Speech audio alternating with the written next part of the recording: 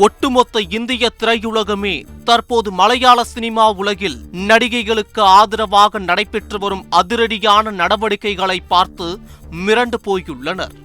மலையாள சினிமா துறையில் நடைபெறும் நடிகைகளுக்கு எதிரான பாலியல் துன்புறுத்தல்கள் தொடர்பாக கேரள அரசு ஓய்வு பெற்ற நீதிபதி ஹேமா தலைமையில் கமிட்டி அமைத்து விசாரித்த நிலையில் பல முன்னணி கதாநாயகர்கள் தொடங்கி தயாரிப்பாளர்கள் என பலர் மீது குற்றச்சாட்டுகளும் புகார்களும் குவிந்த வண்ணம் உள்ளது. ஹேமா கமிட்டி தனது அறிக்கையை முன்வைத்த பின்னர் பல நடிகைகள் தங்களுக்கு நடைபெற்ற பாலியல் துன்புறுத்தல்கள் குறித்து பொதுவெளியில் தைரியமாக கூறி வருகின்றனர்.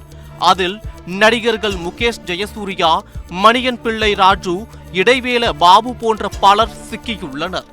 இந்நிலையில் பாலியல் குற்றச்சாட்டு முன்வைக்கப்பட்டுள்ள இடைவேள பாபுவுடன் ஷாலின் ஜோயா டிக்டாக் செய்த வீடியோ ஒன்று இணையத்தில் பரவி வைரலான நிலையில் தற்போது ஷாலின் ஜோயா இது குறித்து தனது சமூக வலைதள பக்கத்தில் கடும் அதிருப்தியை தெரிவித்துள்ளார். அதில் பல வருடங்களுக்கு முன்பு ஒரு திரைப்படத்தின் படப்பிடிப்பின் போது எடுக்கப்பட்ட டிக்டாக் வீடியோ இது.